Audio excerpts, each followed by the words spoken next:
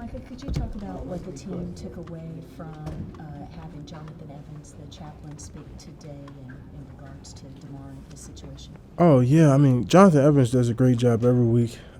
He was the person I called the preacher man when I first started going. But, I mean, his message is really good, just staying in the present and not procrastinating, just understanding, like, we all get up. We're extremely blessed to get up. We all come here and you guys probably enjoy coming in here talking to us and writing stories. But, what if, you writing your story and then you're like, I could finish my story tomorrow morning, but tomorrow morning's not always promised. You never know what's going to happen that night.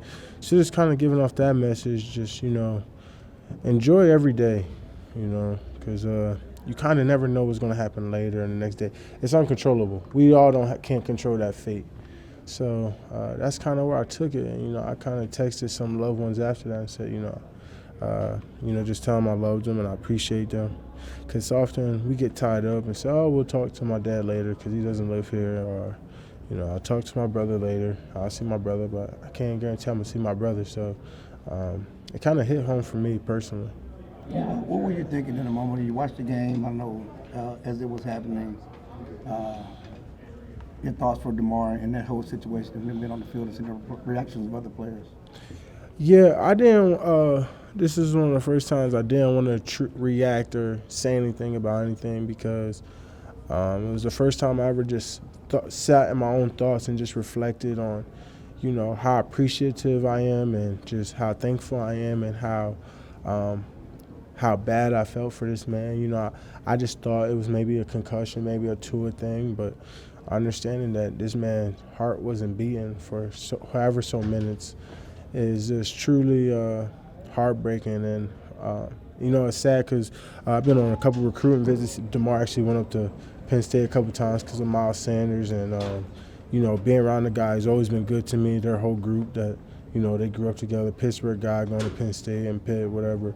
You kind of grow up, play against each other, rivalry and stuff like that. And just for something like that to happen, it's just truly just like heartbreaking. And it's not something that I don't think anyone should speak about, This is someone's life. This isn't like a regular injury or like, someone's son. He's a brother, he's a son, no one knows that man except for the people. Those are the only people that should be speaking.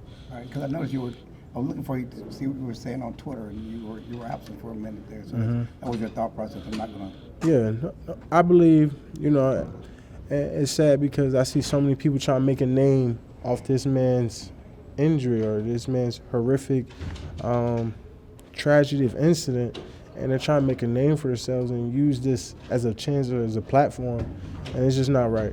And I don't think no one should do that. The only people that should be speaking on it is people that's in his family, his circle, and the people that grew up with him.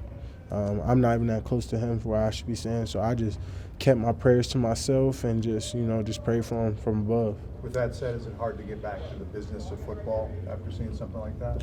No, because I do understand in this game, it's a physical game, and we signed up for it. You kind of understand this game may come with some horrific injuries. If you're lucky enough, you may not face any. You may face small injuries, but I think everyone in the league signed up to, play football and understand that things can happen. Do you want them to happen? No, that's not what we want or we want to see. That was just a horrific incidental accident, but we just got to keep our prayers going. Even when I pray before a game, I pray for the other team. I hope everyone on the team comes out safe. I hope everyone's okay, because that's what it's about.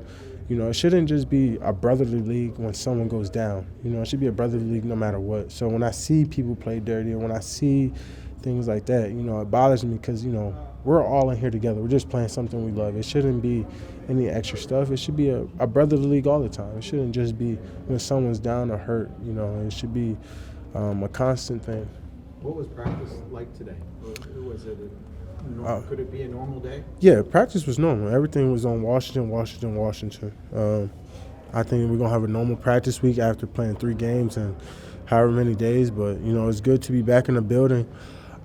being around guys you love, just being around the guys, getting that chemistry back, because that's what it's all about. The guys in this room and just getting ready to play the football. You said it was a brotherhood. Is that what bothered you most when Bart Scott is saying what he's saying about the hit, that kind of thing? Yeah, and that's what I mean. That's what bothered me about the Bart thing, just because, he's played in the league, so you should understand.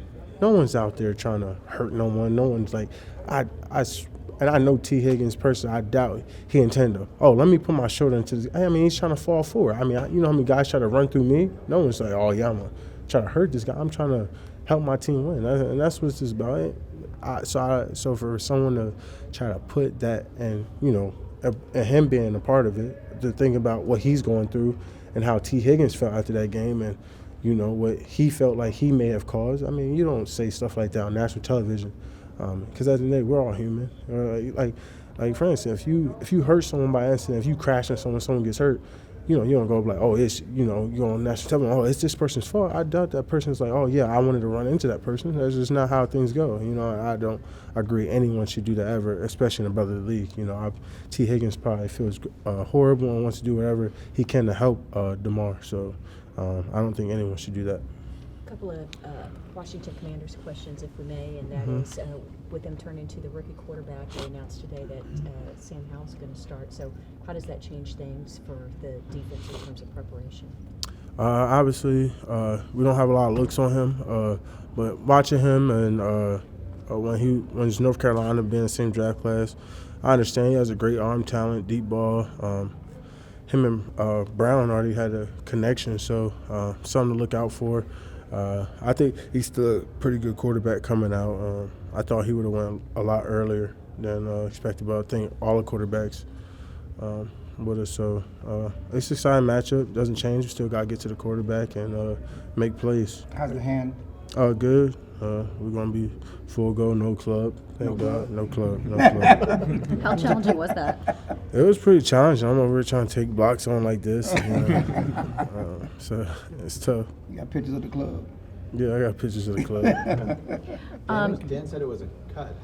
Was it something that came from the game, Philly game, or? It doesn't matter now. It was pretty nasty enough that you had to cover it up. Pretty much. No stitches or anything? It doesn't matter.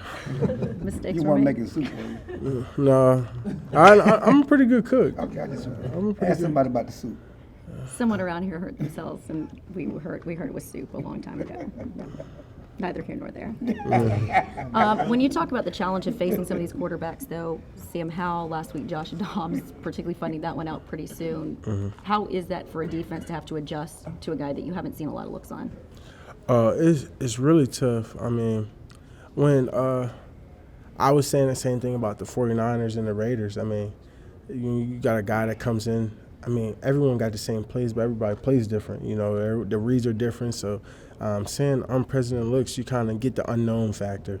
With certain guys, you be like, I might have a tendency where I like to run upfield and, on certain things or set certain things up, and people may pick that up. And the same thing with, you could say with Heineke, who he likes to go to. He's known for his relationship with Terry McLaurin, or you could say Wentz, known for his relationship with Jahan. But who knows with Sam? Who knows who he has his relationship with, who he likes to go to, where his progression lies, So it's always harder.